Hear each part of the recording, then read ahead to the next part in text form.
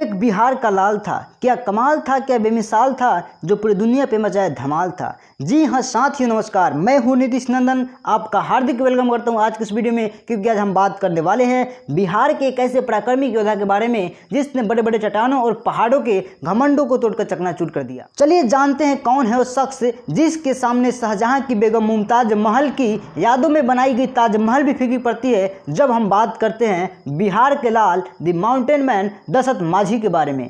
दशरथ माझी का जन्म 14 जनवरी 1929 को बिहार में गया जिले के छोटे से गांव गहलौर में हुआ था। जैसे तैसे उनका बचपना बीतता है। जब वो नौजवान होते हैं अपने घर से भागकर धन्यवाद शहर में चले जाते हैं। वहां जाकर कोयला खदानों में मजदूर का काम किया करते हैं। 7 साल मजदूर का काम करने के बाद जब वो वापस अपने घर लौटते हैं तो घर आकर गांव में उन्हें एक लड़की से प्रेम हो जाती है और बाद में पता चलता है जिस लड़की से उन्हें प्रेम हुआ होता है वो लड़की कोई और नहीं, जिससे उन्हें बचपन में शादी हुआ रहता है वही लड़की होती है। फिर जाकर के वो अपने ससुराल अपनी पत्नी का हाथ मांगने के लिए अपने ससुर के पास जाते हैं, लेकिन उनका ससुर एक कहकर मना कर देता है, तुम कुछ कमाते नहीं हो, हमारी बेटी को क्या खिलाओगे। फिर खाली हाथ दशरथ माझी वापस घर लौट जाते हैं। वापस घर लौटने के बाद दशरथ माझी और उनकी बीबी ये डिसाइड करते हैं कि हम लोग भाग कर शादी कर लेते हैं और दोनों भाग करके 1957 ईस्वी में शादी करते हैं। उनका वैवाहिक जीवन बहुत ही शानदार चल रहा होता है कि एक दिन की बात है, दशरथ माझी अपने घर से कुछ दूर पहाड़ के उस साइड लकड़ी काटने गए हुए होते हैं। उनकी पत्नी उन्हें के लिए खाना लेकर के जा रही होती है और अचानक के पहाड़ों से बर्फ फिसलता है और उनकी पत्नी खाना के साथ साथ गिर जाती है। खाना लेकर जब गिरती है तो बुरी तरह से घायल हो जाती है। कुछ देर बाद ग्रामीणों ने दशरथ माझी को इन्फॉर्म करते हैं कि तुम्हारी फगनिया जिसे तुम बेहद प्यार करते हो वो पहाड़ों से गिर गई है और बहुत घायल हो गई है।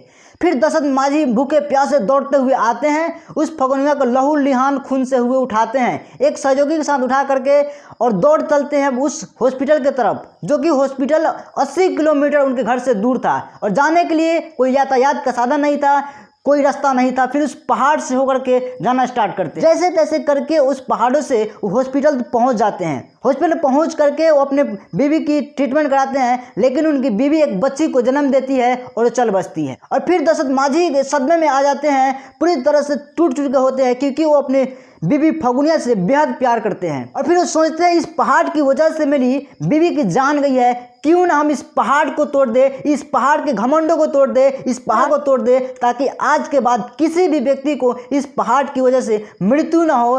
और फिर उनके अंदर एक इंतकाम की चिंगारी जगती है और इस पहाड़ को तोड़ने का निश्चय लेते हैं 1960 ईस्वी में। और 1960 में जब वो पहाड़ को तोड़ने के लिए उसके पहाड़ के पास जाते हैं, एक छेनी और हथौड़ी के माध्यम से पहाड़ को तोड़ना स्टार्ट करते हैं। साथियों जब वो पहाड़ को तोड़ना स्टार्ट करते हैं तो गांव वाले कहते हैं एक पगला आया है जो कि पहाड़ को तोड़ना चाह रहा है। पूरी गांव में हल्ला हो जाती है कि एक पगला है, एक पगला है, पूरी तरह से पगला गया है, पहाड़ को तोड़ने चला है।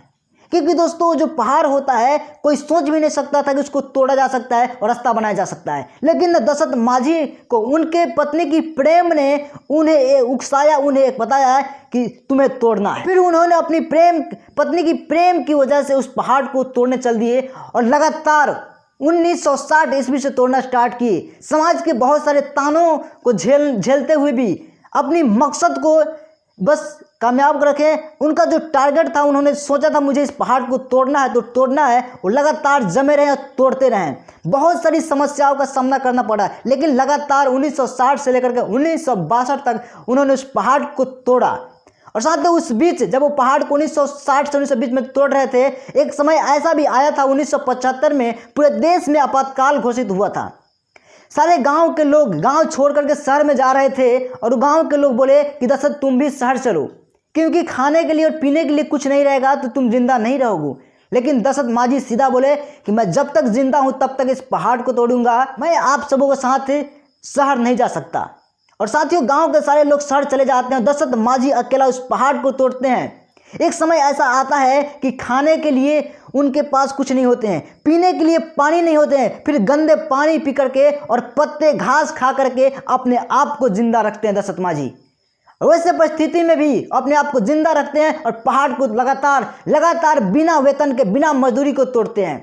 और फिर जब गांव वाले वापस लौटते हैं शहर से तो देखते रहे दशरथ वैसा के वैसा है, तो बोलते दशरथ यार तू तो कमाल कर दिया।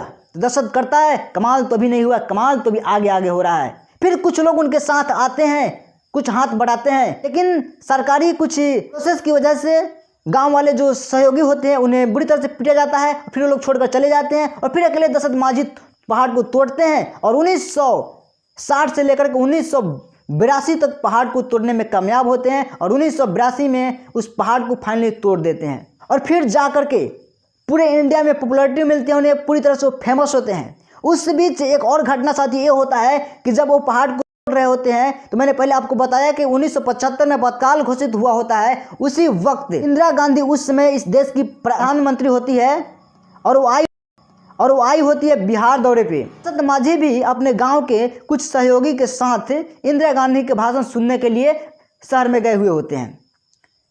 इंदिरा गांधी जब भाषण दे रही होती है तो अचानक जिस स्टेज से भाषण देती है वो स्टेज टूट जाता है, लेकिन दशरथ माझी अपने कुछ सहयोगियों के साथ स्टेज को अपने कंधों पे संभाल लेते हैं और इंदिरा गांधी भाषण देती है।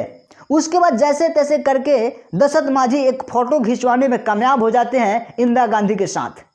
और जब इस बात का पता उनके गांव के मुखिया को लगता है तो दशरथ माझी के साथ वो छल कपट करता है और उनसे अंगूठे का निशान ले लेता है और जो पैसा जो फंड आया होता है वो पैसे हड़प लेता है, खा जाता है गांव का मुखिया।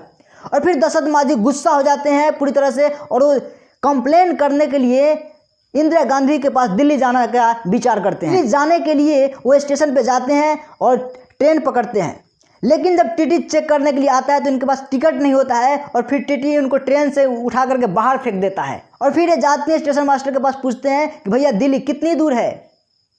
स्टेशन मास्टर बोलता है दिल्ली बहुत दूर है। बोलते कितना भी दूर है, मुझे जाना है, आप बताइए रास्ता कौन सा जाएगा। वो बोलते हैं बस इस पटरी को पकड़ो और चला जाओ। और साथियों बस दशरथ माझी वैसा ही करते हैं, उस पटरी को पकड़ते हैं और लगातार 2 महीना पैदल चल करके दिल्ली यात्रा करते हैं। दिल्ली जब जाते हैं तो वहाँ पे बहुत सारे गार्ड होते हैं क्योंकि आपातकाल घोषित हुआ होता है और ये बोलते हैं कि मुझे मिलना है तो कोई मिलने नहीं देता है। बुरी तरह से इनकी पिटाई होती है, जो भी गार्ड होते हैं पुलिसकर्मी होते हैं बुरी तरह से इन्हें पीटते हैं और इनके जो फोटो लेकर के गए हुए होते हैं इंदिरा गांधी के साथ, वो फोटो को भी लोग फाड़ देते हैं। और हताश निराश से वहाँ से दशरथ माझी फिर वापस अपने घर लौट आते हैं और फिर उस पहाड़ को तोड़ते हैं। उस पहाड़ को तोड़ने में कामयाब भी होते हैं। इसलिए साथियों कहा जाता है कि इंसान के अगर जुनून हो, जज्बा हो, कुछ करने की ललक हो तो कुछ भी इम्पॉसिबल नहीं है। इंसान जो चाहे वो हासिल कर सकता है, क्योंकि अगर मामूली सा इंसान एक पहाड़ को तोड़ सकता है तो इस तरह अंदाजा लगाया जा सकता है कि इंसान अपने जीवन में हर वो मुकाम को हासिल कर सकता है जिस मुकाम पर जाना चाहता है। और साथियों मैं आपको बताना चाहूँगा 2006 में दशरथ माझी को पद्मश्री के लिए प्रस्तावित किया जाता है और फिर जा करके 2017 में गरीबों का मसीहा दशरथ माझी इस दुनिया से चले जाते हैं। लेकिन साथियों किस्सा यहीं तक ख़त्म नहीं होता है। दशरथ माझी के नाम पे माझी द माउंटेन मैन एक बायोपिक फिल्म बनता है 2015 में, जो कि पूरे वर्ल्ड में धूम मचाता है और उन्हें इस फिल्म की वजह से बहुत ज़्यादा पॉपुलैरिटी मिलती है। तो साथियों ये रहा आज का बायोग्राफी दशरथ माझी के बारे में। कैसा लगा आपको कमेंट सेक्शन में जरूर बताइएगा और आगे इसी तरह के वीडियो के लिए आप हमारे चैनल को सब्सक्राइब कीजिए और ज़्यादा से ज़्यादा बिहार के इन लोगों के पास शेयर कीजिए जो कि दशरथ माझी के बारे में नहीं जानते हैं, उन्हें भी जागरूक मिले। अपने दोस्तों के साथ शेयर कीजिए, अपने रिलेटिव के साथ शेयर कीजिए और फिर मिलते हैं अगले धमाकेदार बायोग्राफी